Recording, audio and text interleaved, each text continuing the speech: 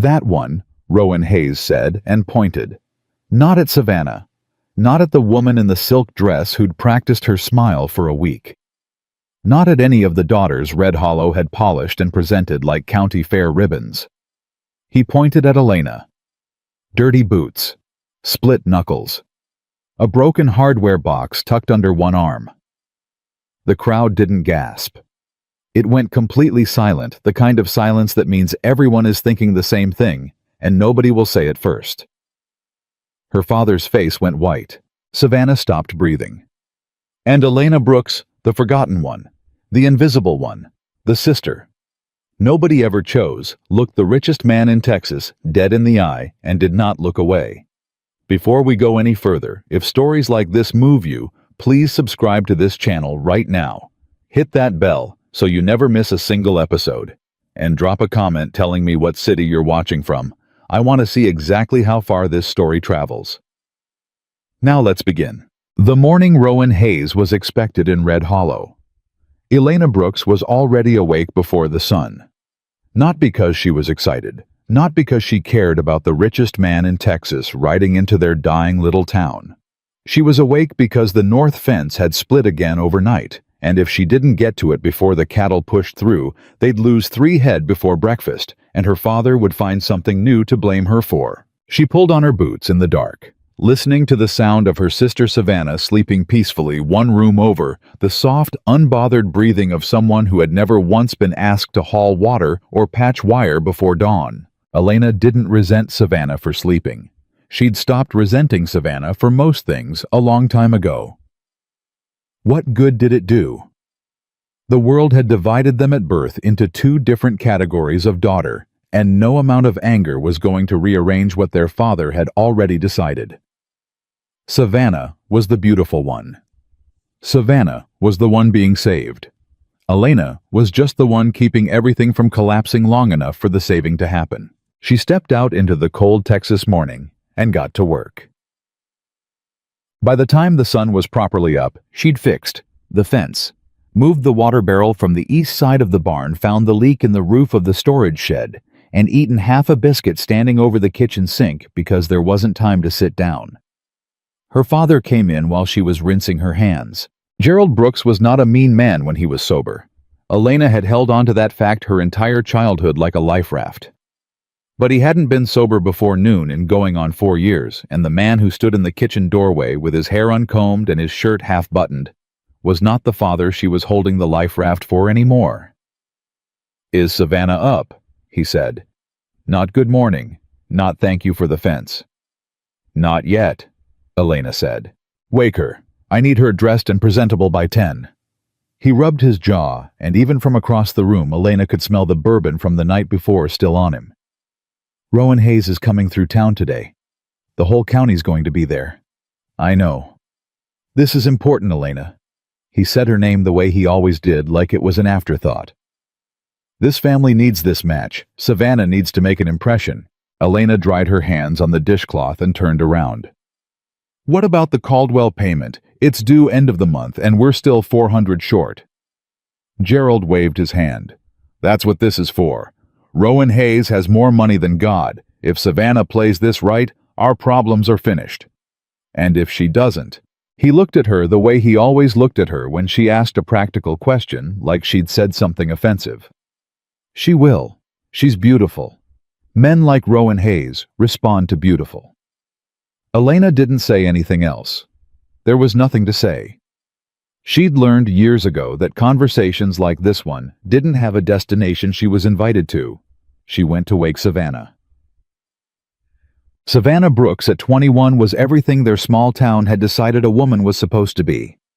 Dark hair that curled without effort, skin that somehow stayed smooth through drought and wind, eyes that knew how to say things her mouth never had to. She was also, Elena knew from 24 years of living beside her, terrified. "I don't want to do this," Savannah said the moment Elena opened the bedroom door. She was already sitting up, knees pulled to her chest, looking younger than 21. "I don't even know this man." "Nobody does," Elena said. "Get dressed. Papa's already wound up." "What if I hate him? What if you do?" Elena handed her the dress their aunt had sent from San Antonio, pressed expensive borrowed. You don't have to love him to marry him. People do it all the time. Savannah stared at her. Would you do it if it was you? Elena paused at the door. It's not me, she said quietly. So it doesn't matter. She left before Savannah could see whatever was moving across her face. The town of Red Hollow had a talent for performing prosperity. It didn't actually have. And the morning Rowan Hayes was expected was its finest performance in years. Storefronts that hadn't been painted since before the drought suddenly had fresh flowers in the windows. The women who ran the church auxiliary had organized something that looked almost like a reception. A long table outside the feed store. Lemonade and sweet tea and baked goods, placed with the careful casualness of people who wanted to seem like they did this every day. Everyone knew what the day was really about. Everyone knew a man like Rowan Hayes didn't pass through a town like Red Hollow unless he was looking for something specific. And the rumor which had been burning through the county for 2 weeks was that he was looking for a wife. Not a society wife. Not a woman from one of the old Texas families with pedigree and connections. Something different. Something he hadn't been able to find anywhere else. Elena heard this from Martha Greer at the general store, who had heard it from the hardware man, who had allegedly heard it from one of Hayes's own ranch hands. She didn't know what to make of it. She didn't particularly try. She had a list of things to do before evening, and thinking about Rowan Hayes wasn't on it. She was at the hardware store when his wagon came through. She wasn't looking. She was trying to negotiate a discount on a box of fence staples she couldn't entirely afford, and the hardware man old Pete Callum was explaining for the 3rd time why he couldn't go lower than the price on the tag, and Elena was doing the math in her head on what she could actually defer to next month when the whole street went quiet. Not slowly, all at once. The kind of quiet that falls when something happens that everyone feels before they understand it. She turned. Rowan Hayes was not what she expected, though she'd be hard-pressed to say what she'd expected. He wasn't the largest man in the group that came with him. He wasn't the most decorated. He dressed plainly good clothes, but plain, and he rode without any of the showmanship she'd imagined attached to a man of his reputation. What she noticed was how he looked at the town. Not like he owned it, not with arrogance. He looked at everything around him with a kind of careful measuring steadiness, the way a man looks at a situation he's trying to understand before he commits to any position in it. People moved toward him immediately. The whole crowd flowed in his direction, the way water flows downhill, instinctive and unavoidable. Elena turned back to Pete Callum. "I'll take half the box," she said. "I can come back for the rest." Pete wasn't paying attention to her anymore. He was craning his neck toward the street. Elena put exact change on the counter, picked up her half box of fence staples, and headed for the door. She didn't mean to end up near him.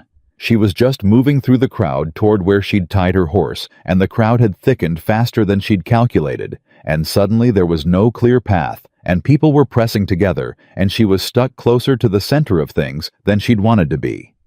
That was when she saw Savannah. Savannah was standing with their father about 20 feet away, close enough to the front of the crowd to be visible far enough back to seem like she wasn't trying too hard. Gerald had her by the elbow, his fingers white with the grip of it, and Savannah was smiling the smile she used when she was frightened. Elena knew that smile. She'd seen it her whole life. She started moving toward them, not sure what she planned to do, when she got there just operating on the instinct that her sister looked like someone who needed a hand nearby. And then the crowd shifted, and she lost her footing on a loose board and grabbed the nearest post to steady herself. And the fence staples went sideways in her arms, and she grabbed for them and caught most of them and straightened up, and when she looked up, Rowan Hayes was 6 feet away and looking directly at her. Not at Savannah. Not at the assembled daughters of Red Hollow's finest families. At Elena. Mud on her boots. Wire calluses on her hands. Staples half spilling out of a busted hardware box. She stared back at him. He didn't look away. "You're working," he said. It wasn't a question. It wasn't an accusation. It was just an observation stated plainly like the weather. "Fences don't fix themselves," she said. It came out before she'd decided to say it. Something moved at the corner of his mouth. Not quite a smile, an acknowledgement. His eyes dropped briefly to her hands, the calluses, the dried blood at the edge of one knuckle from this morning's wirework, and then back to her face. "What's your name?" he asked. Behind him, she could see people watching. She could see her father's face going through about 4 different colors. She could see Savannah very still reading the situation. "Elena Brooks," she said. "Gerald Brooks's daughter." "The other one," she said, because that was how she'd been introduced her entire life, and the habit of it came out before she could choose a different answer. Rowan Hayes' eyes changed at that. Something shifted behind them. Something she couldn't name. Something that looked almost like recognition. "The other one," he repeated quietly. Her father was moving toward them now, smile already plastered on hand, already extended for the greeting he'd been rehearsing since the rumor started. "Mr. Hayes?" Gerald stepped in between them like a man stepping between a wall and the most important thing that had ever nearly crashed into it. "Gerald Brooks, we are honored to have you in Red Hollow. I'd like to introduce my daughter, Savannah." "In a moment," Rowan said. Gerald stopped. The words died in his mouth. "You didn't say in a moment to Gerald Brooks and stay standing, not in Red Hollow, not among his people." But Gerald Brooks did nothing. Because this was Rowan Hayes. Rowan looked back at Elena, and she had the strange, disorienting sensation of being the only 2 people in a crowd of 50. "Do you work the ranch yourself?" he asked. "I do," she said. "All of it and most of it." "Why?" She looked at him steadily. "Because it needs to be worked." Silence. Around them, 50 people were holding their breath without knowing they were doing it. "Are you spoken for?" he asked. Her father made a sound. A strangled, involuntary sound. "No," Elena said. Rowan Hayes looked at her for another 3 seconds. Then he turned to Gerald. "I'd like to speak with your daughter," he said. Gerald's smile cracked back into position. "Of course, Savannah is right." "Elena," Rowan said. "Okay." What happened next would be talked about in Red Hollow for 20 years. Rowan Hayes requested a private conversation with Elena Brooks. Not Savannah. Not the beautiful one, the prepared one, the one whose dress had been borrowed from San Antonio and ironed 3 times. The other one. The one with the mud on her boots and the hardware store box, Elena's father argued. He smiled while he argued the practiced, deferential smile of a man trying to manage something that was already past managing, but he argued. He mentioned Savannah twice. He mentioned the family's long history in the county once. He made the case as gracefully as a half-drunk man in the presence of someone he needed could make it.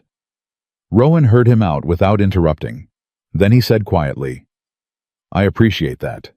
All the same, it's Elena I'd like to speak with." Gerald looked at his older daughter like she'd done something to him. Like this was her fault somehow.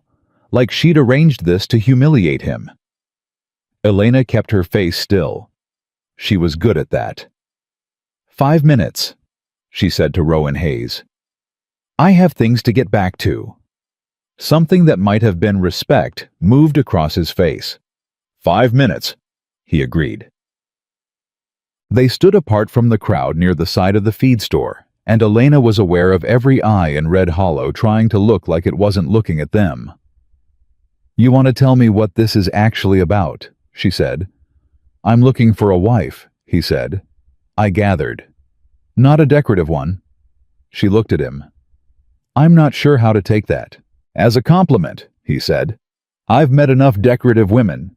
They're exhausted, most of them. Spending every day being looked at is its own kind of hard work. A pause. But it's not the work I need. What work do you need? Someone who can stand in the middle of something falling apart and not run, he said. Someone who knows what it is to hold a thing together through sheer willpower when every reasonable option says let go. His eyes held hers. I run a large operation, Miss Brooks. It's complicated. It has enemies. It has problems I'm not entirely finished inheriting. I need someone beside me who understands difficulty, not someone who's been protected from it. Elena was quiet for a moment. You don't know me, she said. I know what I saw, he said. The rest, I'm willing to learn. And if what you learn is wrong, that's a risk I'm willing to take. She looked away toward where her father was standing with Savannah watching. Savannah's face was unreadable. Gerald's face was everything she'd expected. You'd be taking me away from something that needs me, she said. I'd be offering you something that needs you too, he said. Something significantly bigger. She looked back at him. What makes you think I want bigger? You're standing here having this conversation instead of walking away, he said. That tells me something. She couldn't argue with that. The next hour was the hardest Elena had navigated in recent memory, and she had navigated some genuinely hard hours. Her father pulled her aside the moment Rowan stepped away to speak with the town's sheriff, an old acquaintance. What did he say to you? Gerald gripped her arm above the elbow. Not enough to bruise, enough to mean it. What were you two talking about? He wants to speak with me further, Elena said. At the ranch. His ranch. That would follow. Elena.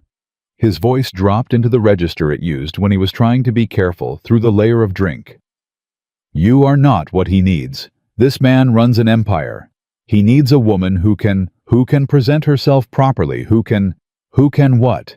She said, keeping her voice even. Who can smile right, who knows which fork to use. Is that what you think an empire runs on? Don't get smart with me. He asked for me, Papa, not Savannah. Me. She held his gaze. You can be angry about that, or you can let me find out what it means. But I am 24 years old, and you do not get to make this choice for me. She had never said anything quite like that to him before. Not directly, not standing still looking him in the eye. He stared at her for a long moment. Something in him went through several different phases. Anger, then something more complicated, then something that in another man, in another moment, might have looked like recognition. Then he let go of her arm and walked away. Savannah found her 10 minutes later. Elena! Her sister was still in the borrowed dress, but she'd stopped performing it. Tell me the truth. Are you going to go with him? Elena looked at her. I don't know yet. He didn't even look at me, Savannah said. It wasn't accusation. It was something quieter and more honest confusion, and under that something that might have been relief, though Savannah probably wasn't ready to name it. I know, Elena said. Why you? Savannah said. I'm not being cruel, I'm asking honestly. Why you? You're not... She stopped. I'm not what... Savannah pressed her lips together. You're not what men like him usually want. Apparently I am, Elena said. Exactly what men like him want. Savannah looked at her for a long moment. Are you scared? Elena thought about it honestly. Yes, she said. But I'm also 24, and I've been fixing this family's fences since I was 17, and nothing has ever changed, and nothing was ever going to change. She paused. And he said something to me that nobody's ever said to me before. What? He said, I have a choice. Savannah went quiet. Nobody's ever said that to me, Elena said. Not once. Not in this house, not in this town. She looked at her sister steadily. I don't know if Rowan Hayes is a good man. I don't know what I'm walking into, but I know what I'm walking away from. And Savannah, I am so tired of it. Her sister didn't say anything for a while. Then very quietly, don't let him hurt you. I'll do my best, Elena said. When she found Rowan Hayes again, he was standing by his horse with two of his men speaking in low tones that stopped when she approached. I'll go with you, she said. Not because I'm sold on this, because I want to see what you're actually offering before I decide anything. He looked at her. Fair. I have conditions. Tell me. I won't be decorative, she said. Not for you, not for anyone at that ranch. If I'm there, I'm working. Real work. Agreed. If I decide this isn't right after I've seen it, I walk away without argument. He studied her for a moment. Agreed. And you don't ever go to my father about my decisions. You come to me. Whatever happens between you and me is between you and me. He lost the right to negotiate my future a long time ago. Something changed in Rowan Hayes's face at that. A shift too subtle to name, but she felt it. Agreed, he said. And then, you don't trust easily. I haven't been given a lot of reasons to. He nodded slowly. That's fair, he said. And for what it's worth, neither have I. She went back to the family house that evening to pack what she needed. It wasn't much. She'd never had much. She took her good boots, her work clothes, the small tin box where she kept what little money she'd saved, and a photograph from the windowsill, not of her family, of the property. The ranch in better years before the drought and the debt, and her father's particular way of handling both. She stood in the kitchen for a long moment before she left. Gerald was in the back room. She could hear him in there, not moving, just sitting. She didn't go in to say goodbye. She thought about it. She stood at the door for 10 seconds. Then she picked up her bag and walked out. She didn't look back. She had learned in 24 years of that house that looking back cost more than going forward. She rode out of Red Hollow in the long gold light of late afternoon, beside a man she barely knew, toward something she couldn't see clearly yet. Behind her, the town talked. It would keep talking for years. But Elena Brooks wasn't there to hear it anymore. She had finally, after everything, chosen herself. And somewhere in the part of her that had been silent and patient and exhausted for so long, something opened like a window in a room that had been closed too long, and the air that came through it was clean. She didn't know yet what was waiting for her at Hayes Ridge. She didn't know about the secrets buried in the foundation of everything Rowan had built his life on. She didn't know what was coming, but for the first time in 24 years, she was moving towards something instead of just holding something up. And just that, felt like the most revolutionary thing she had ever done. Hayes Ridge Ranch was not what she'd built in her imagination during the ride out. She hadn't built much. Elena was not a woman who spent a lot of energy on imagination when reality had always demanded so much of her attention. But she'd assembled some version of it from what people said about Rowan Hayes, vast, cold, fortress-like. The kind of place that reflected its owner. What she found was something older than that. Something that had been grand once, and was working hard to still be grand, and you could feel the effort in it. The way you feel effort in a person who is holding themselves very straight when everything in them wants to sit down. The hands who met them at the entrance were quiet and watchful. They looked at Elena the way people look at something unexpected, not hostile, not welcoming, just reading, trying to figure out what she meant. One of them, a broad-shouldered man in his 40s with a scar along his jawline, and the kind of eyes that had seen considerable trouble and filed it away without drama, stepped forward as they dismounted. "Miss Brooks," Rowan said, "this is Cal Denton. He runs the day operation here. Anything you need to know about how this ranch functions, Cal's the person." Cal Denton looked at her hands, just briefly. Then he nodded once with the kind of respect that working people give other working people when they recognize something in each other. "Ma'am," he said. "Cal," she said. "What broke today?" He blinked. "Something always breaks," she said. "What was it?" Cal looked at Rowan. Rowan said nothing, just waited. "North water pump," Cal said, turning back to her. "Third time this month. We've patched it twice, but the housing's cracked clean through and we need to replace it, not patch it. Cost, more than we've got allocated for maintenance this quarter. What happens if you don't fix it this week? We lose pressure to the east pasture. Cattle start drifting. I'll look at it tomorrow morning," Elena said. "I want to see what we're working with before anyone spends money on something we might be able to fix another way." Cal looked at her for a moment. Then something at the corner of his mouth moved, not quite a smile, but close. "Yes, ma'am," he said. Behind her, she heard Rowan Hayes exhale.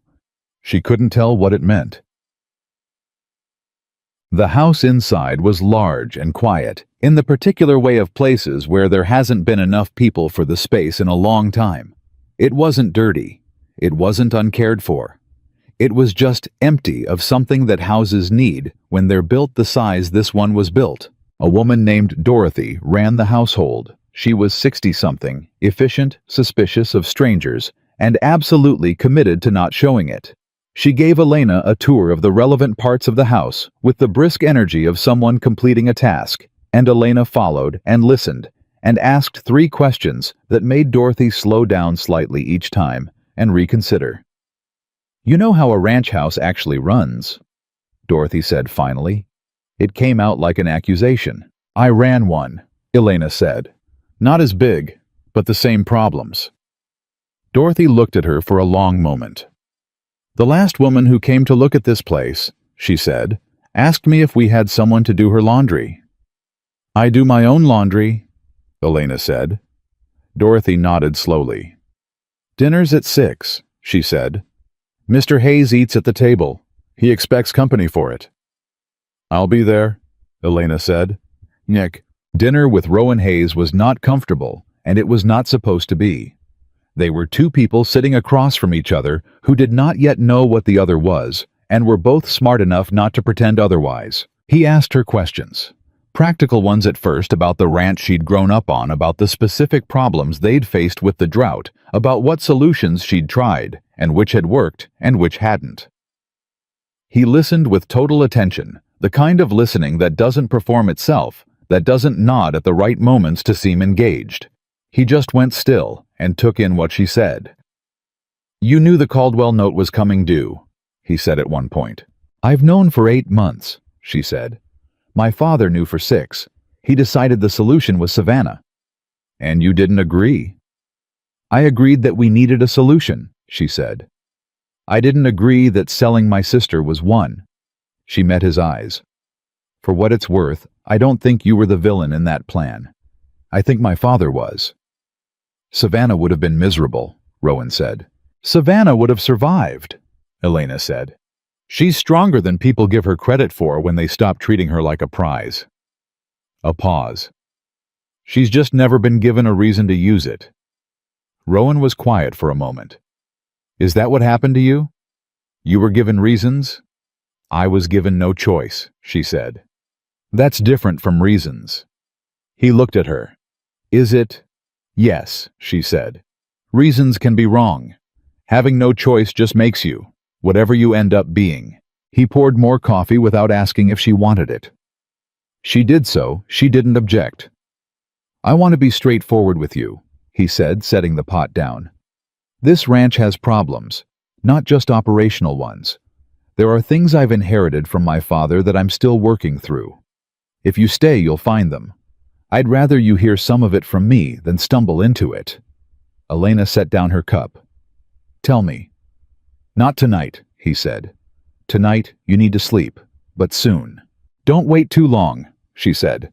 "I don't like being the last one to know things that affect me." "Understood," he said. "Rowan." She used his first name deliberately, watching to see if it registered. It did. Something in his face sharpened slightly. "I'm not afraid of hard things. I came from hard things. But I need to know what I'm dealing with." "You will," he said. "I give you my word." She decided to believe him. Not because she was certain he deserved it, but because she'd made the choice to come here, and a choice you make halfway isn't really a choice at all. She was up before 5 the next morning. Cal Denton found her at the North Pump 20 minutes after she got there. He stopped when he saw she'd already pulled the housing apart and had the cracked section in her hands, turning it under the early light. "You weren't kidding," he said. "I never kid about pump housings," she said. "Who cast this? It's thinner than it should be. This was always going to crack." "Hayes Sr. ordered it from a supplier out of Lubbock," Cal said. "Cut costs where he could on the infrastructure, spent the money on cattle instead." "Which worked until it didn't," she said. "You've got the same supplier. Same contract. Cancel it," she said. Cal went still. "Mr. Hayes runs the contracts." "Then I'll ask him to cancel it," she said. "But don't order from them again. This is the third failure in a month from this equipment. Whatever you're saving on the front end, you're losing in repair time and cattle drift." She stood up. "I can weld a temporary housing that'll hold for 60 days while we find a better supplier. You have a shop on the property." "We do." "Show me."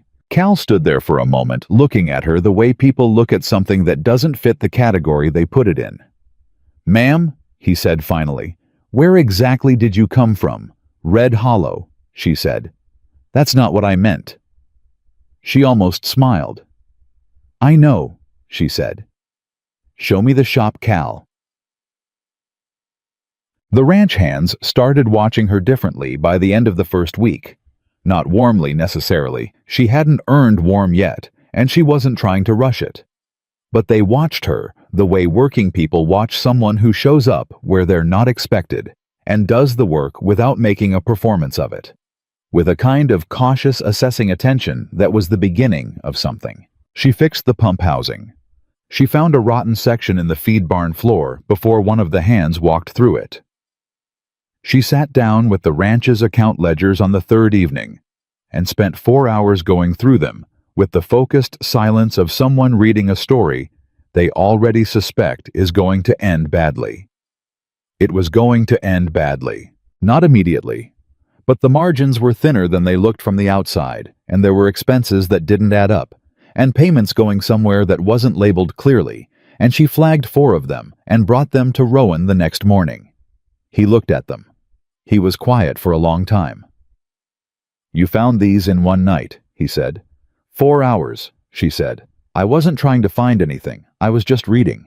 "These payments," he said carefully, "they go to a man named Gideon Cross. He's a lawyer out of Houston. He handles certain long-standing obligations of my father's." "What kind of obligations?" He looked up at her. This was the moment she'd been waiting for since dinner on the first night, the moment where whatever he'd said he was going to tell her either materialized or didn't. "Sit down," he said. She sat. "My father," Rowan said slowly, "was not an honest man. He built a great deal of what you're looking at through means that wouldn't survive public examination." He paused. "Gideon Cross knows where the bodies are buried, metaphorically speaking. He's been paid for his silence for 15 years. "Blackmail," Elena said. "Ongoing arrangement," Rowan said, "which amounts to the same thing." "How much does he have on the family?" "Enough." He leaned back. "Bribed judges. Stolen water rights from smaller ranchers who didn't have the resources to fight back. Land purchases that weren't entirely voluntary on the seller's part." Elena was quiet for a moment. "And you inherited all of this?" "Along with the cattle empire, yes." "Did you know when you took it over?" He looked at her directly. "Some of it," he said. "Not the extent." A pause. "I've been trying to untangle it, quietly, without destroying everything in the process." "How long have you been trying?" 3 years. "Is it working?" "Slowly," he said. "And there are people who don't want it to work. People who would rather see the Hayes name destroyed publicly than see me fix it quietly." He held her eyes. "One of them is a man named Caleb Mercer. He owns the ranch adjacent to ours on the eastern boundary. His family lost land to my father 20 years ago. He's been building a legal case ever since." "Is the case valid?" "Yes," Rowan said, without hesitation. Elena absorbed that. "So what's your plan?" "I'm working on one," he said. "That's not an answer." "No," he agreed. "It isn't." She looked at the ledger in front of her, at the 4 flagged payments, at the number that represented 15 years of keeping a dead man's secrets. Then she looked at Rowan Hayes, at the weight of it on him, at the way a man carries something like this, not dramatically, not loudly, but with the steady, tireless burden of someone who has made the choice to bear what could have crushed them. "Stop paying Cross," she said. Rowan stared at her. If you stop paying him, you take back control of when and how this comes out," she said. "Right now he decides. Every month you send that payment, you're handing him the wheel." She pushed the ledger toward him. You can't fix what your father did while you're still paying to hide it. Those two things are going in opposite directions. Silence in the room. You understand that if this becomes public, everything here could collapse, he said. I understand, she said. I also understand that things built on what your father built don't last anyway. The crack shows eventually. Better to choose when. He stared at her for a long time. You've been here 8 days, he said. I know. And you're telling me to blow up a 15-year arrangement. I'm telling you to stop funding someone else's power over you, she said. What you do about the underlying problem is a different conversation. But that conversation has to start with you being in control of it. He stood up. He moved to the window and stood there with his back to her, and she let him think. She was good at that, at the kind of patience that doesn't push, that just holds space for someone to find their own way to the thing they already know. You're not wrong, he said finally to the window. I know, she said. He turned around. Something in his face had changed, not softened exactly. Clarified. Like a man who's been arguing with himself for a long time and has finally decided which side he's on. I need to think about how to do this, he said. Take the time you need, she said, but not too much of it. What she didn't know, what neither of them knew, was that they were already out of time. Caleb Mercer had not been building his legal case in isolation. He had allies. He had connections in the county courthouse and friends in the regional newspaper, and a network of families who had been wronged by the Hayes Empire over 20 years and had never forgotten it. And 3 days after Elena's conversation with Rowan about Gideon Cross, Caleb Mercer walked into the office of the Red Hollow Courier and handed the editor a document.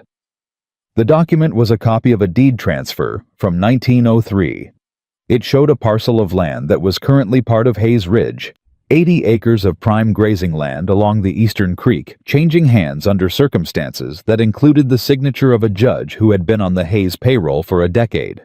The editor ran the story, and by the time the paper reached the ranch, it had already reached everyone else. Mug. Cal brought the paper to Elena first, not to Rowan.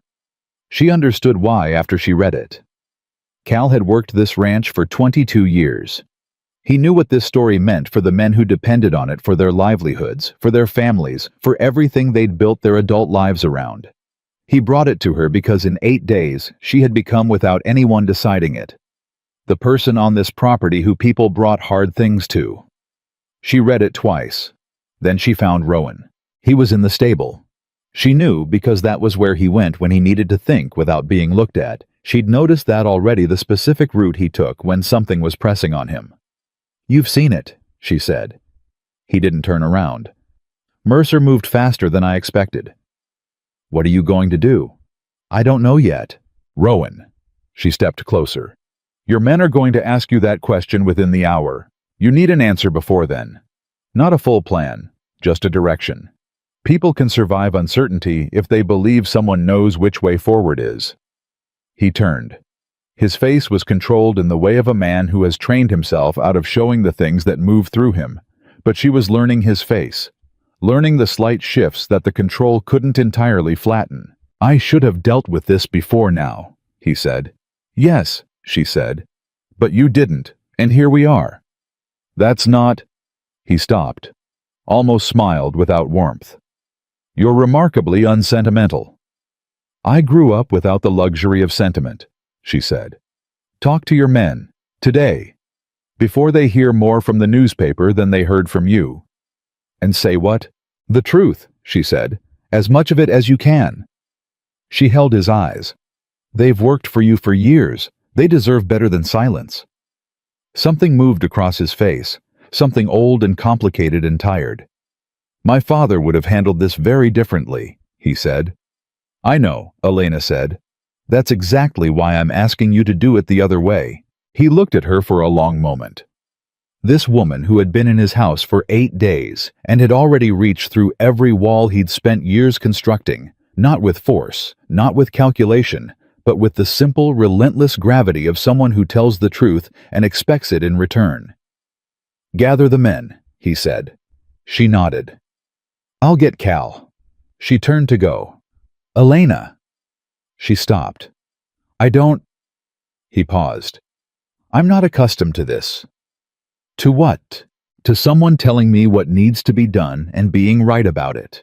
She looked at him for a moment. Get used to it, she said, and walked out. She didn't hear what he said to his men that afternoon.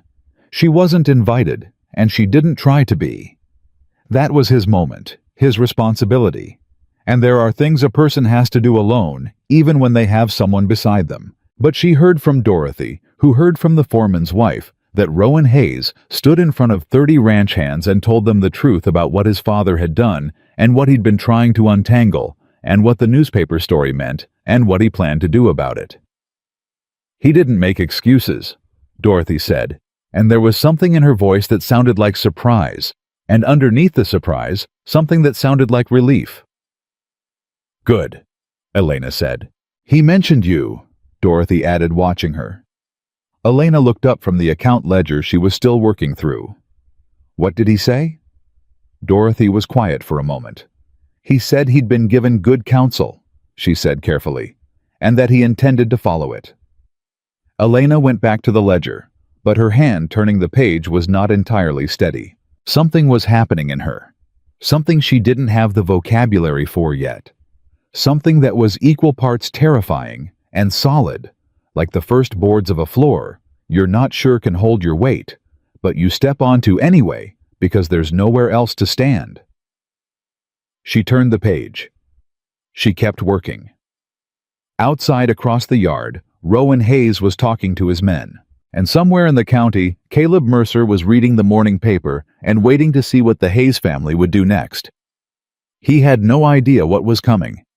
Neither did Elena entirely. But she was no longer the woman who stood still and held things up while everything fell around her.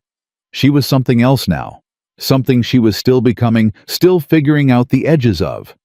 And whatever it was not going to be invisible. Not anymore.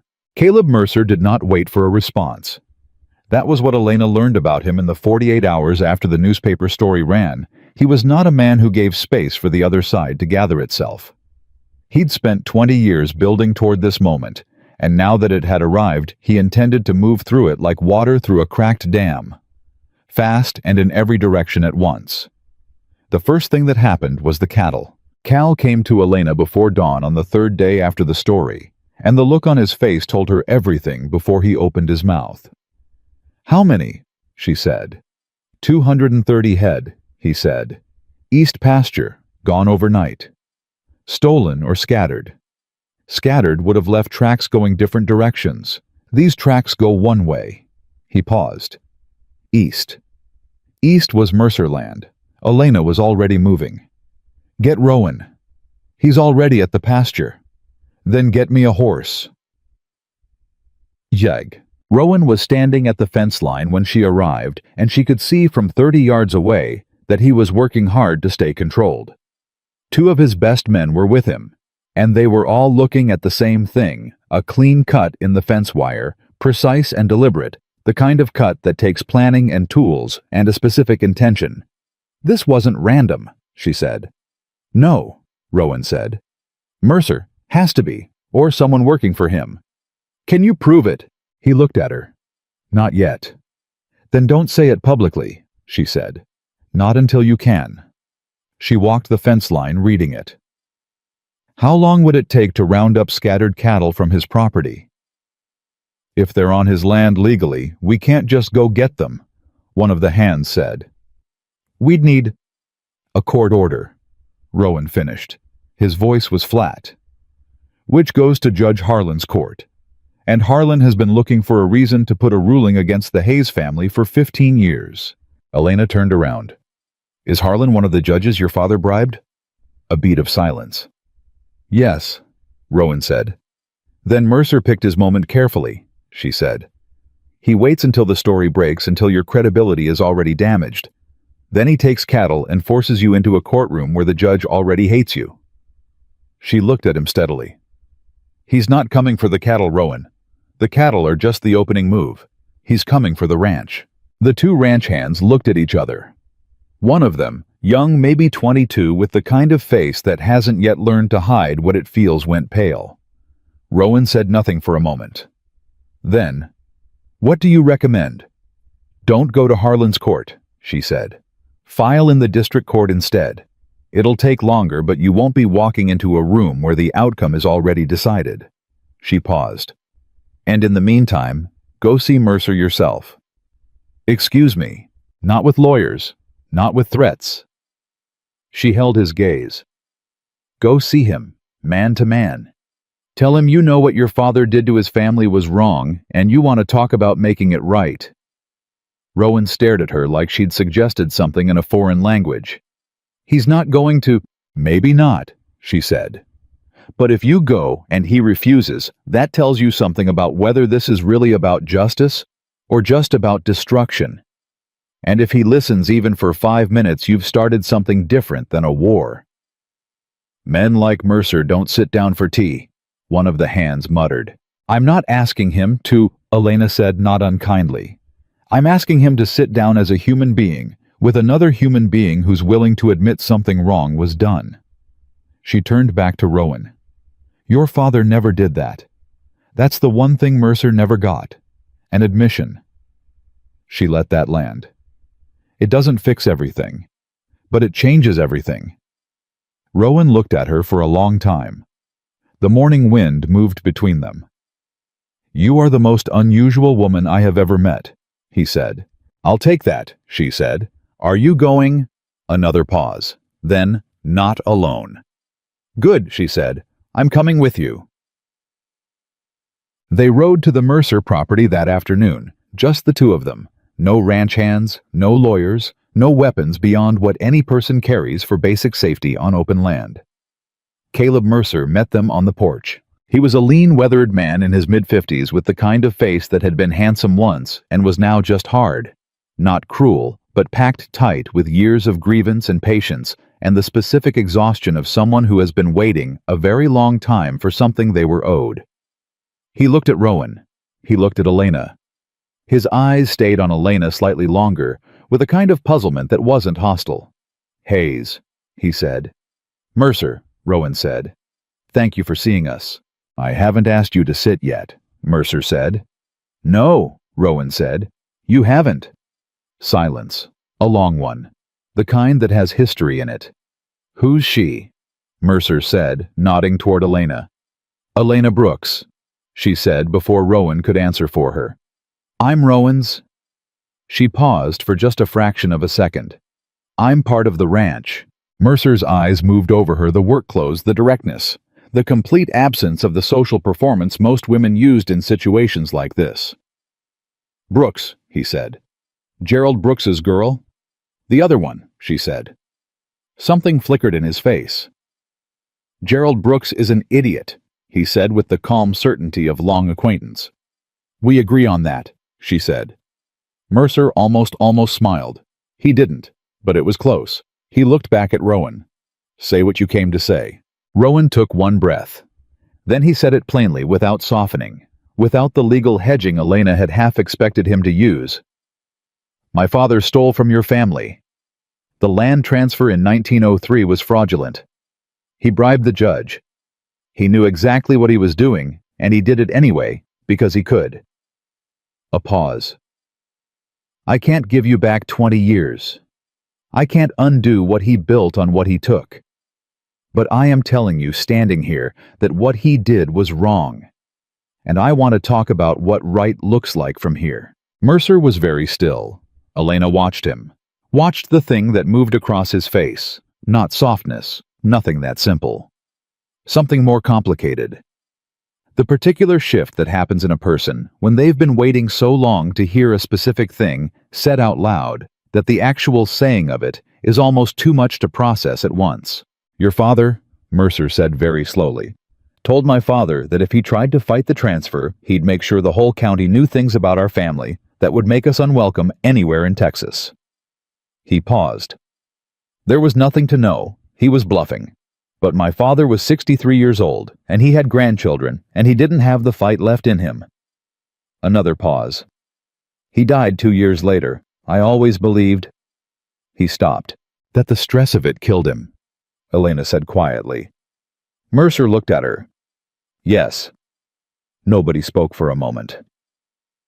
I'm not asking you to stop the legal case, Rowan said. If you believe the courts are where this needs to go, I won't fight that. What I'm asking is whether there's a version of this where the 80 acres comes back to your family and your cattle come back to mine, and we figure out the rest of it without destroying everything that innocent people have built on both sides. Mercer looked at him for a very long time. You're serious, Mercer said. I am. Your father would rather have burned the ranch down than said any of this. I'm not my father, Rowan said. Another silence. I need to think, Mercer said finally. And I need to speak with my brother. This isn't a decision I make alone. I understand, Rowan said. You'll have my answer in 3 days, Mercer said. The cattle are in my east pen. I'll have my men return them tomorrow, regardless of what I decide. He said it simply, like a man who had made his point and didn't need the advantage anymore now that he'd been heard. Rowan nodded. Thank you. They were halfway down the porch steps when Mercer spoke again. Brooks, he said. Elena turned. Was it your idea, Mercer said, coming here like this? She didn't hesitate. Yes. He nodded slowly. Gerald Brooks's other daughter, he said almost to himself. Somebody finally got that right. They rode back in silence for the first 20 minutes. The kind of silence that isn't empty, but is very full, and Elena let it stay that way, because there are moments when talking takes something away. It was Rowan who spoke first. He's going to say yes, he said. I think so, she said. But don't count on it until he does. If he says yes, we still have to deal with Gideon Cross. One thing at a time. He was quiet for another stretch. Then, my father would call what I just did today the most foolish thing a Hayes has ever done. Your father's legacy is currently in a regional newspaper, Elena said. So his opinion on strategy has some limitations. Rowan made a sound. It took her a second to recognize it as a laugh, real unexpected, caught off guard by itself. She'd never heard him laugh before. It changed his face entirely, younger, looser, something underneath the weight of everything surfacing briefly. He caught himself quickly, but she'd seen it, and she filed it away in the part of her that was quietly, carefully, without quite having decided to beginning to keep track of Rowan Hayes.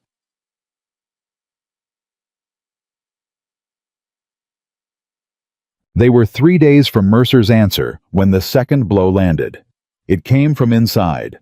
A man named Foster Webb had worked the Hayes accounting for 11 years. He was meticulous, trusted, and had keys to the financial records that predated Rowan's ownership by a decade. He had also, Elena discovered, at 11 o'clock on a Tuesday night while cross-referencing payment records against the original ledgers she'd been working through since week 1, been quietly moving money. Not a dramatic amount each time. $50 here, $100 there. Small enough to disappear in the normal noise of a large operations accounting. But across 11 years, it added up to something that was not small at all. She sat with the numbers for an hour, checking them 3 times, because she didn't want to be wrong. She wasn't wrong. She went to Rowan's study at midnight and knocked. He opened the door fully dressed, which told her he'd been working too or not sleeping, or both.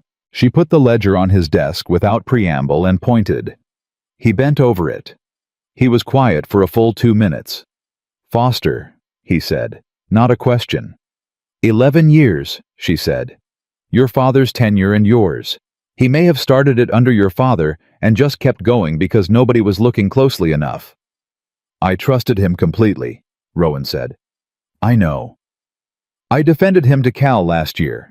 Cal had a feeling about something and I told him he was wrong. You couldn't have known without the kind of detail work I've been doing, she said. These records weren't kept to be found. He straightened up. His face was very controlled. How much? She told him the number. He said nothing. It's not enough to break the ranch, she said. But it's enough to matter. especially right now with everything else. If this comes out alongside the Mercer situation and the newspaper story, he said, it looks like the Hayes operation is riddled with corruption top to bottom. My father's sins, an inside thief stolen cattle. I know what it looks like, she said. It looks like everything is rotten, he said. His voice was steady, but underneath it there was something she could hear. Not anger, but something older and more personal. The sound of a man discovering that the thing he has been trying to protect was more damaged than he knew. Rowan. She waited until he looked at her. This is one more thing that needs to come into the light.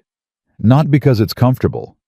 Because the alternative is, it comes out on someone else's terms, the way the Mercer story did. I know. He closed the ledger. I'll speak to Cal in the morning, and then I'll contact the sheriff. Do you want me in that conversation? He looked at her steadily. Yes, he said. Yes, I do. She nodded. He didn't move immediately. He stood there with one hand on the closed ledger, and he looked at her with an expression she wasn't sure she had the right translation for, yet something complicated and tired, and underneath all of that, something warmer than she'd seen in his face before. When you walked across that street toward me in Red Hollow, he said, dropping fence staples, I thought I was making a practical decision. You were, she said. I thought I was choosing someone strong enough to help manage what I was dealing with. Also practical, she said. I didn't think... He stopped, looked away, looked back. I didn't account for this part. What part? The part where you become necessary, he said. In ways that have nothing to do with fences or ledgers. The room was very quiet. Elena held his gaze for a moment. Something moved through her that she wasn't ready to name. And wasn't going to name yet. Not here. Not tonight. Not in the middle of a crisis that still had several more stages to survive. Get some sleep, she said. Tomorrow is going to be a long day. Elena. We'll get through this first, she said, firmly but not unkindly. All of it, and then we'll talk about the other thing. He looked at her for one more beat. Agreed, he said. She left him there and went back down the hall to her own room and sat on the edge of the bed and pressed both hands flat on her knees and breathed. She was not a woman given to panic. She was not a woman given to fantasy.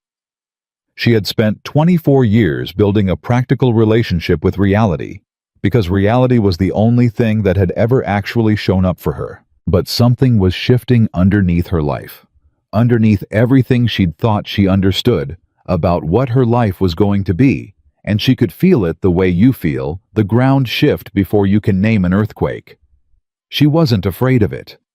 She was just aware of it. Intensely, irreversibly aware. Mercer's answer came on the third day as promised. His brother came with him, a quieter, broader man named Thomas, who said almost nothing and watched everything with careful eyes. They sat in Rowan's front room, all four of them, and Caleb Mercer put a counter-proposal on the table that was harder than Elena had hoped and more reasonable than she'd feared. He wanted the 80 acres returned. He wanted a formal public acknowledgement of the fraudulent transfer, not buried in legal documents, but stated plainly on record. He wanted a sum of money representing what his family's operation had lost in 20 years of working with inferior land. And he wanted that acknowledgement to include the names of the judges involved, even the dead ones. The dead ones, Rowan said carefully. Judge Harlan is the son of one of those men. I know, Mercer said. If his father's name goes on that record, Harlan has personal motivation to come after this ranch in every ruling that touches us for the rest of his career. Yes, Mercer said. He does. He paused. That's not my problem to manage, Hayes. I'm sorry, but it isn't. Silence. Elena looked at Rowan.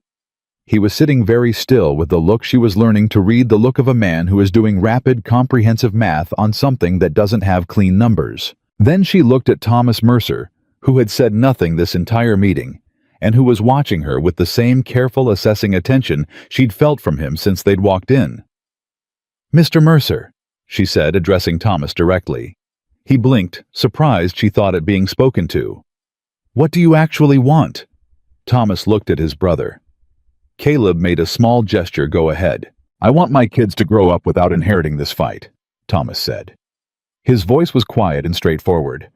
I want to be able to work my land without spending half my energy on a grievance that was somebody else's sin. He paused. I want it to be over. So does Rowan, Elena said. The question is whether the way it ends leaves both families able to survive what comes next. She looked between the brothers.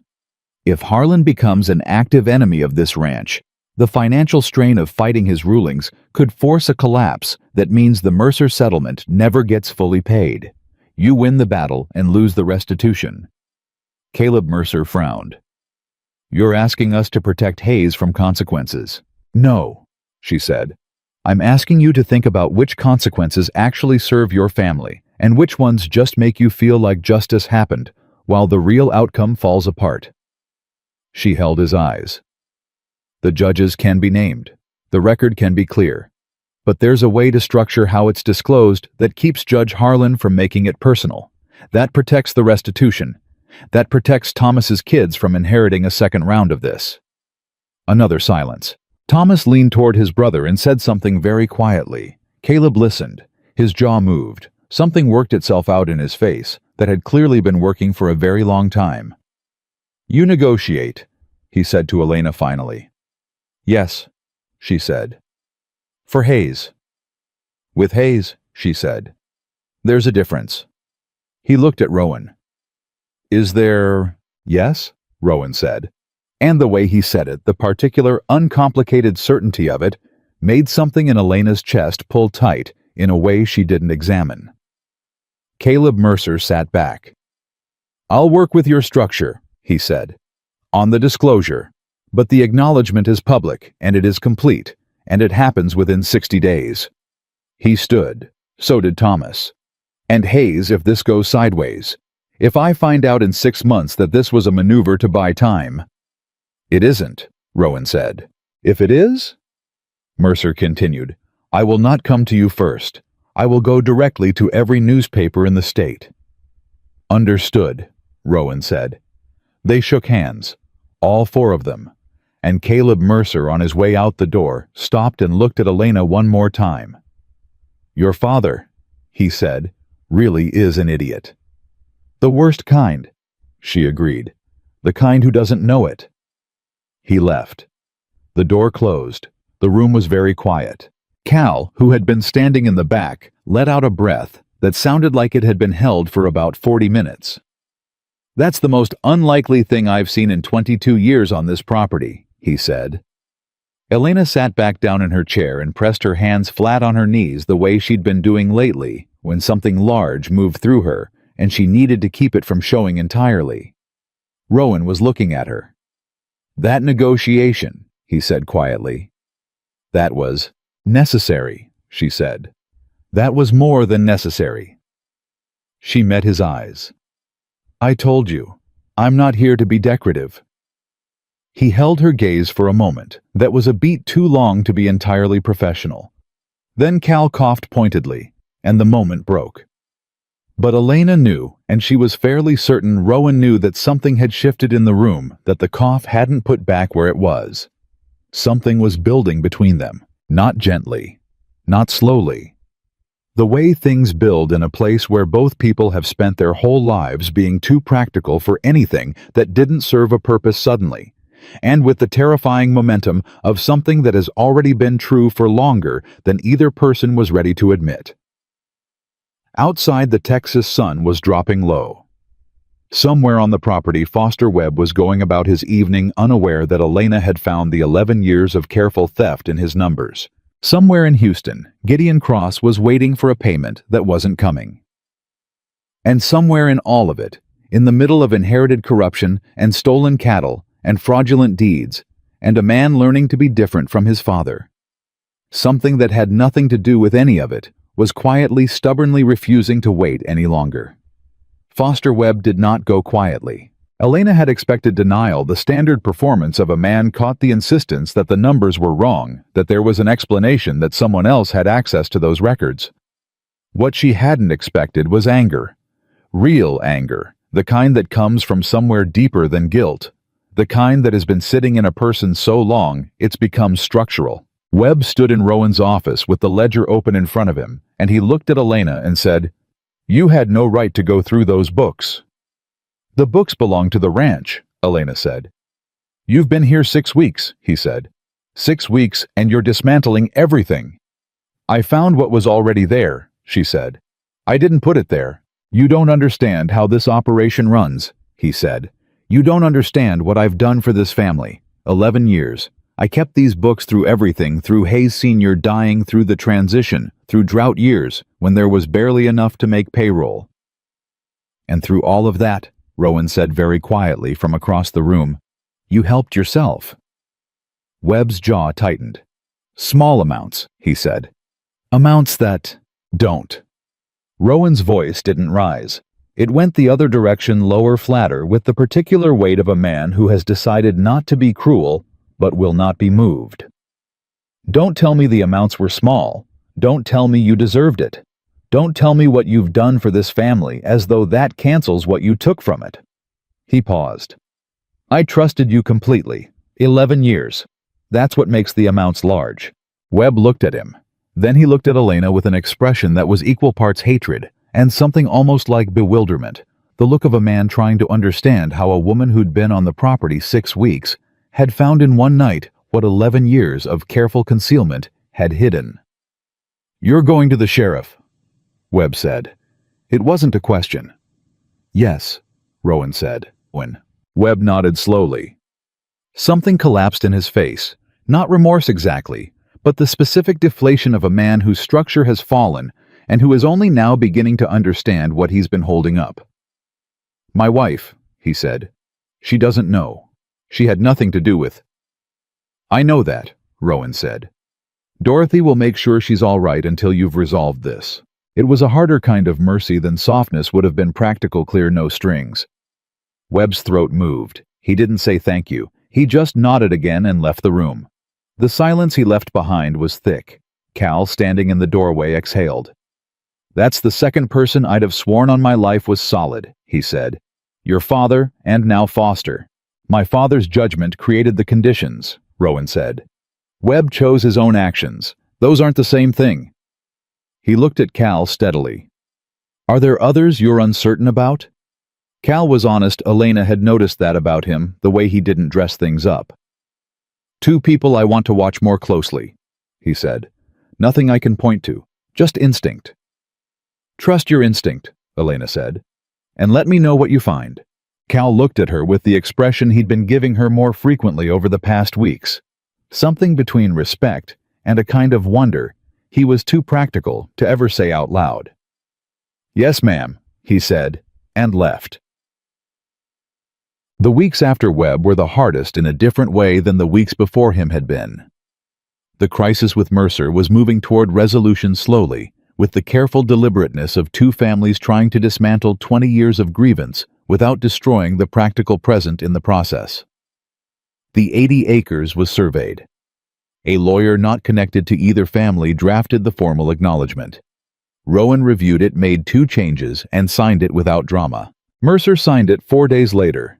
When the document was filed, Rowan told Elena about it in 3 sentences, standing in the kitchen doorway while she was going through the week's supply receipts. She looked up at him. He looked at her. "It's done," he said. "Good," she said. He stayed in the doorway for a moment longer than the information required.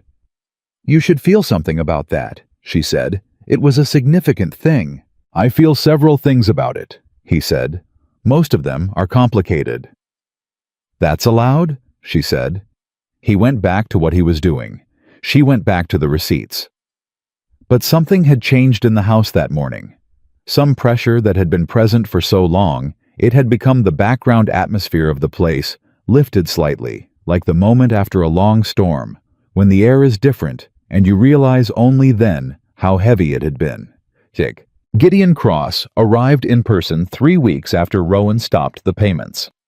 Elena knew he was coming because Rowan told her, and she knew Rowan told her, because by this point, there was an unspoken agreement between them that they didn't leave each other walking into things alone. Cross was a Houston lawyer of the specific type that Houston produced in those years, polished in the way that conceals, rather than reveals, with the particular smoothness of a man who has spent decades knowing things about powerful people and understanding exactly what that knowledge is worth. He came into the front room and looked at Rowan and then at Elena and said, "I wasn't aware you'd married." "We haven't yet," Rowan said. "And yet she's here for this conversation," Cross said. "She is," Rowan said. Cross's eyes moved to Elena. "Miss Brooks," she said. He smiled the smile of a man who had learned to smile at things that didn't amuse him. "Miss Brooks, I wonder if you understand what's at stake in this conversation." "Mr. Cross," she said, "I found the payment records 4 weeks ago, and I've had plenty of time to understand exactly what's at stake. So please skip the part where you try to make me feel like I shouldn't be in the room." Cross looked at Rowan. "She's direct," he said. "She is," Rowan said. "It's one of the things I rely on her for." Cross set his briefcase on the table without being invited to sit. He didn't open it. "I've been retained by the Hayes family for 15 years, he said. "In that time, I have protected interests that would have been significantly damaging if they had come to public attention. The cessation of our arrangement doesn't simply end my services. It ends a protection." "We're aware," Rowan said. "The documents I hold are copies," Elena said. "The originals are in public record. You have leverage, Mr. Cross, but you don't have exclusivity. The Mercer acknowledgement has already been filed. The information you're threatening to release is already on its way to being public on our terms." She held his eyes. "What you actually have is the ability to accelerate a timeline or to step back from something that no longer has the power you think it does." Cross was silent for a moment. She could see him recalibrating. "You've been busy," he said. "The Mercer agreement changed the equation," she said. "You were holding information about crimes that the current owner of Hayes Ridge has publicly acknowledged and begun making restitution for. Releasing that information now doesn't destroy Rowan Hayes. It corroborates that he's doing the right thing." Another silence. "What about the judges?" Cross said. "The sitting members of the—" "There are no sitting members," she said. "I've done the research. The judges involved in the original fraud are dead or retired. Their sons and nephews are a different problem and a different conversation." Cross looked at her for a very long moment. "You've outmaneuvered me," he said. Not with anger. With something that was almost professional admiration. "The situation outmaneuvered you," she said. "We just moved with it." Cross picked up his briefcase. He looked at Rowan. "Your father would have paid me indefinitely," he said. "My father is why this situation existed," Rowan said. "I'm not interested in inheriting his methods along with his mistakes." Cross nodded slowly. He looked at Elena one more time, the look of a man who is updating a file in his head. Then he left. The front door closed behind him. Rowan sat down in the chair nearest him and put his elbows on his knees and his face briefly in his hands, just for a second, just long enough to be human about it, and then his hands came down and he looked up at her. "Is it over?" he said. "That part is," she said. "What's the next part?" "The investors," she said. "3 of them have sent letters since the newspaper story. They're nervous. You need to meet with them." He nodded, stood up, straightened his jacket. She watched him do it, watched the way he pulled himself back into the shape that the situation required, the way he had been doing it for years, alone, with nobody standing close enough to see the moment before the straightening, when the weight of everything was visible. She had seen it every time for 6 weeks now.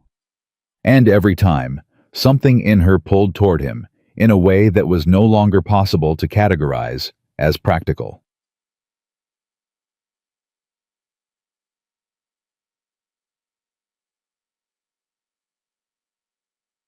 The investor meeting happened on a Thursday that was also the worst day Elena had experienced since arriving at Hayes Ridge, and she had experienced some genuinely difficult days. There were 3 of them. Houston men, money men, the kind who wore their wealth with the casual authority of people who have never had to convince anyone of anything because their balance sheets do it for them. They arrived in the morning, and they were polite in the way that people are polite when they have already mostly decided something and are going through the courtesy of a conversation before announcing it. Their concern was simple and brutal. The newspaper story, the Mercer situation, the web theft, and the cessation of the cross arrangement had combined to create what one of them called an atmosphere of instability around the Hayes operation. "We've been patient," said the oldest of them. A man named Aldridge, who had known Rowan's father and had the particular proprietorial attitude of someone who felt that history gave him a claim. "We've been patient through the transition from your father's management. We've been patient through the drought years. But the accumulation of these events represents a risk profile we cannot continue to carry." "What are you asking for?" Rowan said. "Repayment," Aldridge said, "of the full principal of our investment within 90 days. The room went very quiet.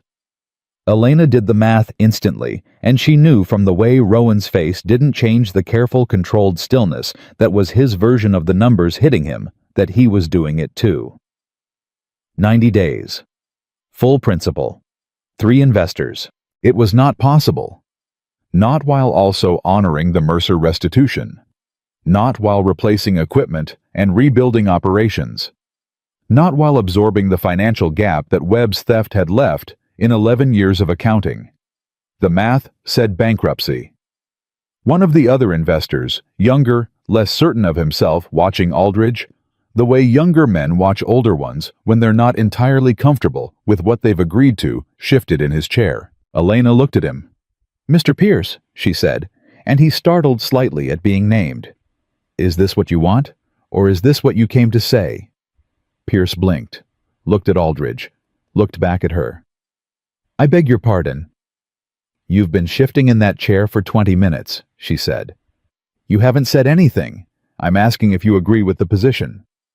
Aldridge started to say something. Elena kept her eyes on Pierce. "The 90 days is—" Pierce started, and then caught himself, and then continued, because she was still looking at him, and something about the quality of her attention made it difficult to stop. "It's aggressive," he said. "Given the overall circumstances. It would force a bankruptcy," Elena said. "Which means your investment doesn't get repaid at all. It goes into a liquidation process, and you recover cents on the dollar." She looked at Aldridge. "You know that. You're not asking for repayment. You're asking for control. 90 days is a number designed to fail, so you can step in when it does." The room was very still. Aldridge's face didn't change, but something behind his eyes did. "The ranch has been in the Hayes family for 40 years, Rowan said. His voice was controlled, but Elena could hear underneath it the thing she could always hear now, the thing that had no name yet. "My father built it wrong. I am fixing it the right way. What you're looking at is not instability. It is the process of becoming stable for the first time." He paused. "I am asking for your patience for 1 more year, 12 months. The restitution to Mercer will be honored. The operation will be clean. The returns you've seen for 11 years do not disappear because we went through a difficult quarter." Aldridge looked at him steadily. "Your father made promises too," he said. "My father's promises were worth what his methods were worth," Rowan said. "I'm offering you something different. You can take 90 days and get cents on the dollar. Or you can give me 12 months and get what you came here to get." Silence. Pierce looked at the third investor, a quiet man named Garrett, who had said almost nothing all morning. Something passed between them. 6 months, Garrett said. His first words of the entire meeting. "We'll give you 6 months to demonstrate the trajectory. At the 3-month mark, we want a full financial review." Aldridge looked at him sharply. "It's a reasonable position," Garrett said calmly to Aldridge, "and it's the one I'm comfortable with." A beat. 2. Aldridge looked back at Rowan. Something worked itself out in his face, the calculation, the assessment, the final determination of which risk was actually smaller. 6 months, he said. 3-month review. if the numbers aren't moving in the right direction. They will be, Elena said. Aldridge looked at her. You're very certain for a woman who's been here. 7 weeks, she said. And I've spent 7 weeks inside every financial record this operation has. So yes, I am certain. She held his gaze without flinching. The ranch has good bones. It was managed badly and corruptly. It is now being managed honestly. Those two things produce different results. Give it 6 months and look at the numbers then. Aldridge was quiet for a long moment. 6 months, he said finally. And it was a concession, and everyone in the room knew it. They left at 2 in the afternoon, and by 2:15, Elena was sitting on the back porch steps, with her hands around a cup of coffee that had gone cold, and she was very still and not quite looking at anything. She heard Rowan come out. She heard him sit down beside her, not close enough to crowd her, but close enough that she was aware of him in the specific way she was always aware of him now. They sat like that for a while. Aldridge was going to take the ranch, Rowan said. Yes, she said. If you hadn't pushed Pierce. Pierce had a conscience he hadn't decided to use yet, she said. I just made it easier. Rowan was quiet for a moment. When I brought you here, he said, I told you I needed someone strong enough to stand in the middle of something falling apart and not run. I remember. I underestimated, he said, what that would actually look like. She looked at him. He was looking at the middle distance, and she could see the weight of the day on him. The weeks of it, months of it, all the things he'd been carrying alone for years before she arrived, and all the things they'd been carrying together since. Rowan, she said. He looked at her. You've been doing that for years, she said. All of this. Alone. I thought that was what strength was, he said. Alone. No, she said quietly. Alone is just alone. It's not stronger. It's just lonelier. Something in his face broke open, not dramatically, not with any of the performance that pain sometimes puts on. It was smaller than that and more real. The specific private break of a person who has been holding something for a very long time and has finally, in a moment they didn't plan for, put it down. He reached over and took her hand. Not urgently, not dramatically. The way a person reaches for something they have decided they are allowed to want. She let him. They sat there as the afternoon moved around them, and neither of them said anything for a while, and neither of them needed to. Then he said very quietly, I thought I brought you here to save the ranch. She waited. But I think... He stopped, turned to look at her fully. Elena, I think you were really saving me. She looked at him for a long moment. At this man who had chosen her from a crowd of better options and had spent 7 weeks discovering that he'd chosen correctly for reasons that went so much further than he'd known when he chose. Maybe, she said. Maybe we're saving each other. He kissed her then, not out of obligation, not as a conclusion to a negotiation or a seal on a practical arrangement. He kissed her the way a man kisses a woman when he has stopped pretending that what he feels is something other than what it is.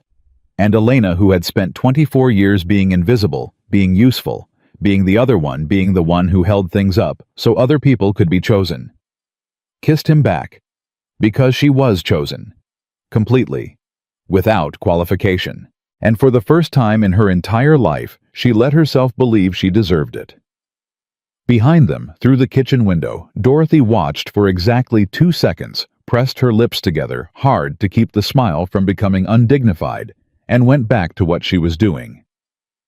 Out in the yard, Cal Denton looked at the back porch, looked away, looked at the sky and said nothing to anyone.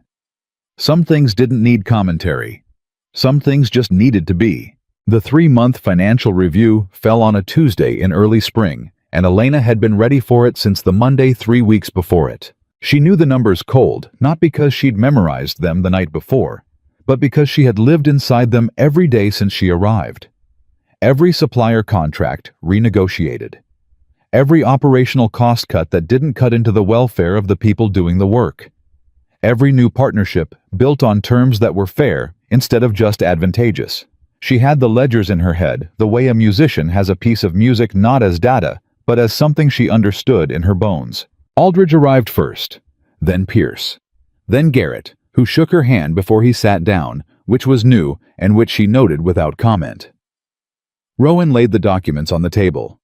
Elena sat beside him and did not perform confidence she had to manufacture. She had the real kind, which is quieter and doesn't need an audience.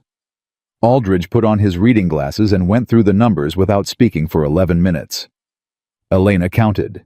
Operating costs are down 14%, Aldridge said finally.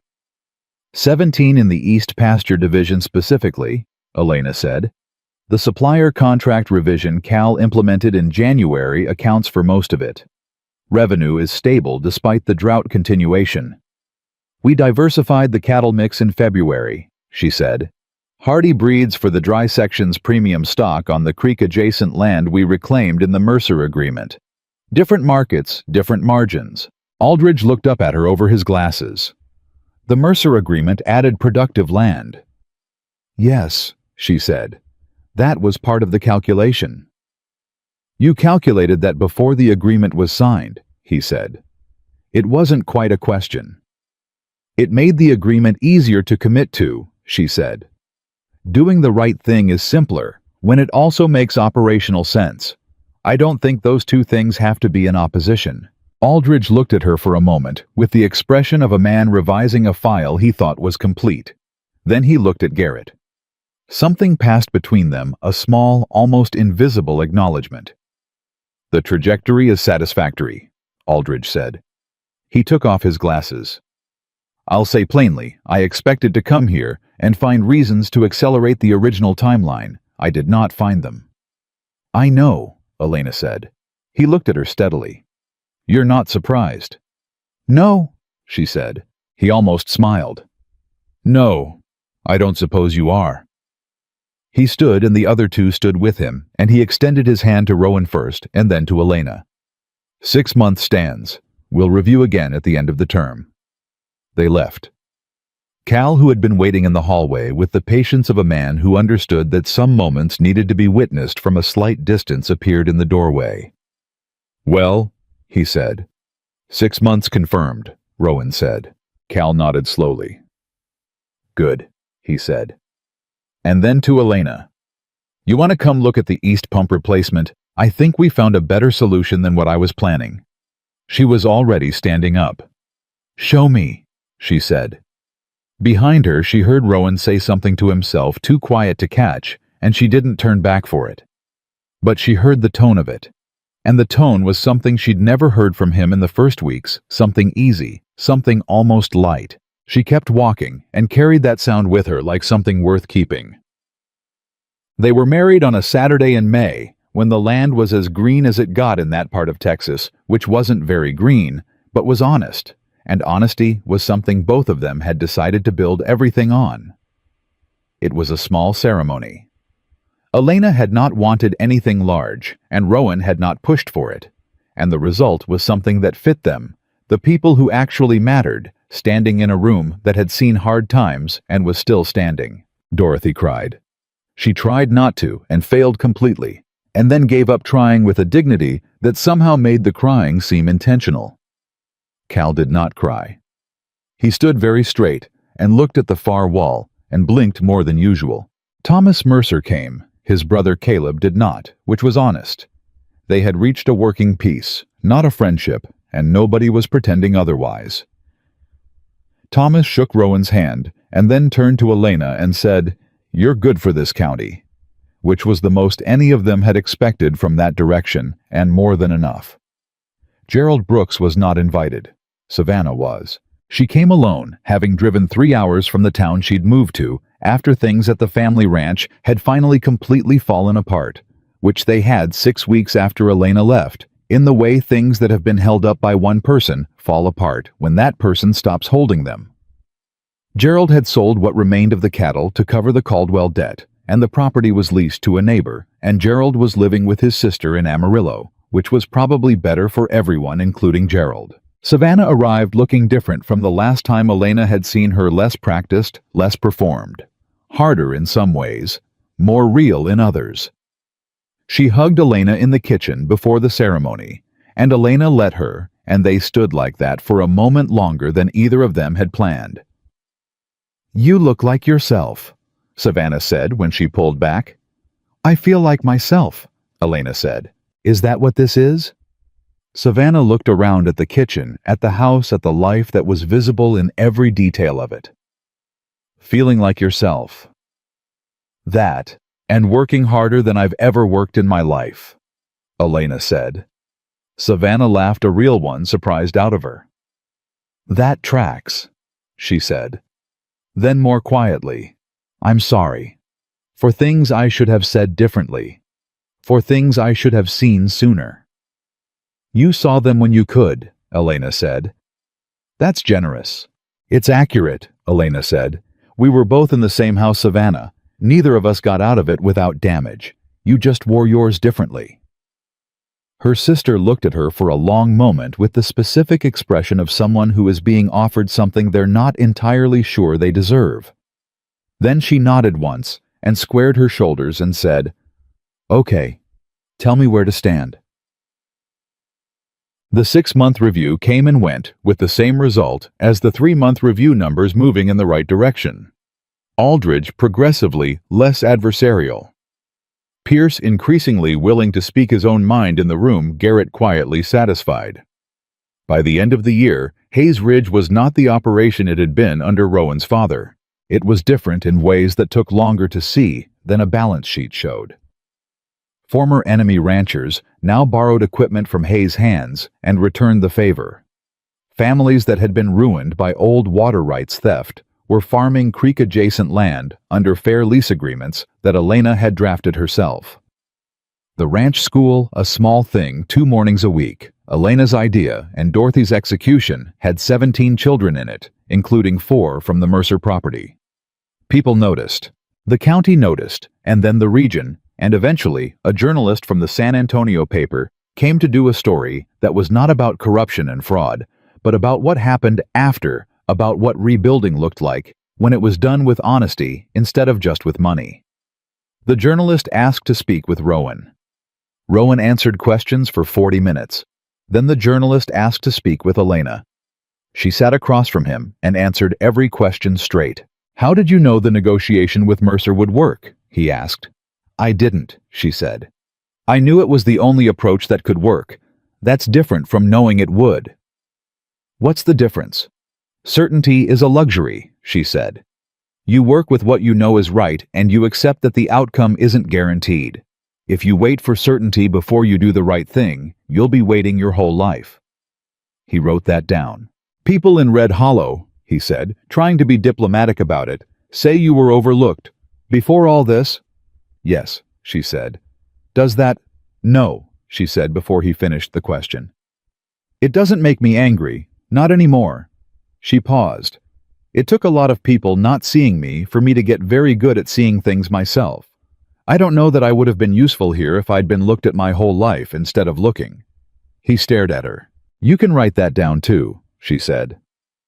The Texas Rodeo Festival came in August of the following year. It was the largest annual gathering in the county. Ranchers, families, workers, merchants, people who came from 3 hours away because it was the kind of event that marked the year. Hayes Ridge had always had a presence at it, going back to Rowan's father's time, and that presence had always been about dominance. The biggest booth, the most ribbons, the most visible demonstration that the Hayes operation was the most powerful thing in the county. This year was different. Elena had worked with Cal and 3 other ranch hands to organize a section of the festival grounds where the families who had been part of the rebuilding were represented: the Mercers, the lease farmers on the creek land, the families who'd been part of the new supply contracts. It was Rowan's idea originally, and she had shaped it into something real. She was standing near the edge of the grounds talking to Thomas Mercer's wife about the school schedule when Rowan found her. "They're ready for us," he said. "For you," she said. "For us," he said, and the way he said it, no debate in it, no room for her to relocate herself into the background, made her stop arguing. They walked out together to the main platform, where the festival organizer was waiting. And the crowd, several hundred people arranged in the particular loose way of people who are enjoying a day, and have gathered because something is happening, settled and quieted. Rowan Hayes stood at the front of that platform, and Elena stood beside him, and she was aware in a way she couldn't entirely account for of how different this was from every moment of her life before the afternoon in Red Hollow, when she'd looked up from a bucket handle and found a man looking at her like she was exactly the person he'd been trying to find. Rowan spoke about the year, about what the ranch had been and what it was becoming. He spoke plainly, without the performance of a man trying to manage how he was perceived, and the crowd listened the way people listen when they believe the person talking. And then he looked at Elena, standing beside him, and he said, "I want to tell you something about this woman that I should have said publicly a long time ago." The crowd went very still. "I chose her because I could see she was strong," he said. "I thought strength was what I needed. Someone who could handle what I was dealing with. Someone who wouldn't break." He paused. "I was right about all of that, but I was wrong about what it meant." He looked at her, not at the crowd, at her the way he'd been looking at her since the beginning, like she was the fixed point. "I thought I was bringing her somewhere she needed to be. I thought I was doing something for her." Another pause, and his voice was steady, but there was something underneath it that the whole crowd could hear, the thing that happens when a man tells the truth about something he's taken a long time to understand. "She saved this ranch. She saved the people on it. She built something here that I could not have built, that my father certainly never built. And she did it while nobody was looking, which is how she does everything completely, without needing the credit for it." He took her hand, in front of everyone. "Everyone thought I rescued her," he said. "The truth is, she rescued all of us." The crowd erupted. Elena stood very still for a moment. Not from shock, she was not a woman easily shocked. From something else. From the particular profound disorientation of a moment that is so different from everything that came before it that your body needs a second to catch up to what it means. She looked out at the crowd. She saw Thomas Mercer clapping. She saw Dorothy with her hand pressed flat to her sternum in the way she had when she was trying not to cry in public. She saw Cal, who was looking at the sky again, blinking at nothing. And she saw Savannah. Her sister was standing at the edge of the crowd with her hands clasped in front of her, and she was crying without trying to stop it. And she was looking at Elena with an expression that was so honest, it hurt a little to look back at the specific expression of someone watching the person they underestimated their whole life, standing exactly where they were always meant to stand. Elena held her sister's gaze for a moment. Savannah pressed her hands together and gave one small, deliberate nod. "I see you. I have always seen you, even when I didn't say so. I see you now." Elena nodded back. Then she turned to Rowan, and she said quietly, for him alone, "You're going to embarrass me in front of the whole county."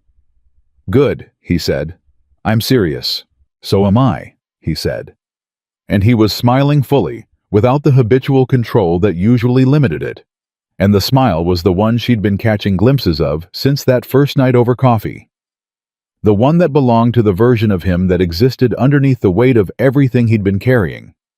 The version she'd spent a year, carefully, deliberately, without making a performance of it, helping him become.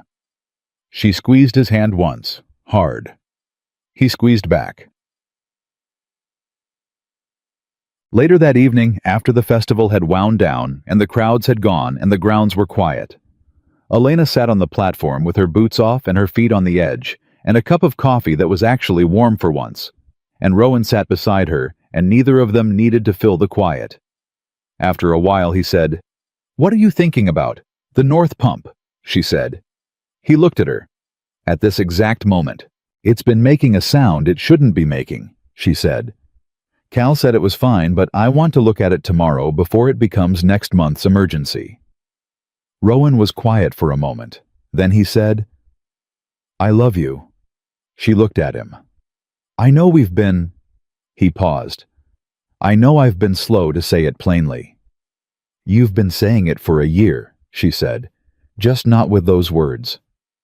"I know." He held her eyes. "I wanted to say it with the words." She looked at him for a long moment, at this man who had chosen her from a crowd when nobody else had ever looked, who had taken the worst of what he'd inherited and decided to make it into something worth leaving behind.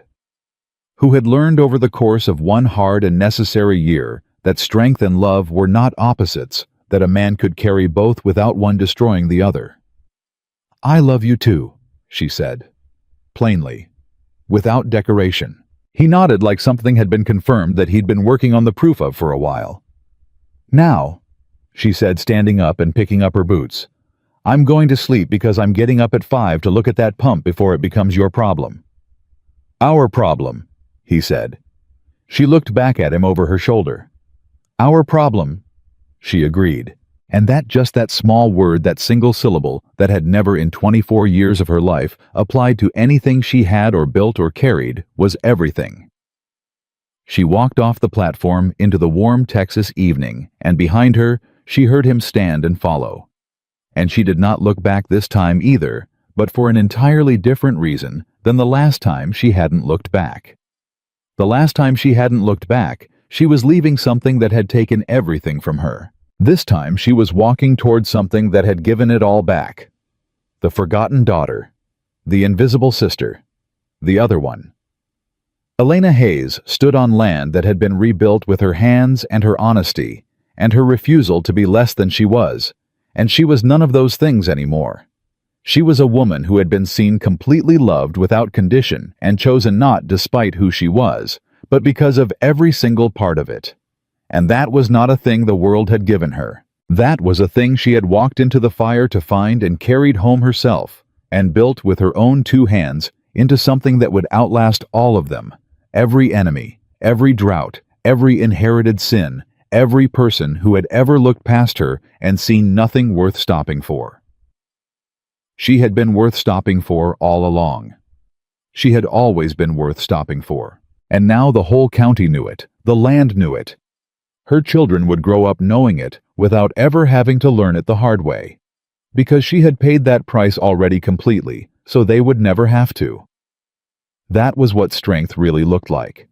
Not surviving alone, but building something from honesty, from love, from the wreckage of everything that came before, so solid and so true that it could carry the people who came after you all the way home. Elena Hayes had done exactly that, and she was only just beginning.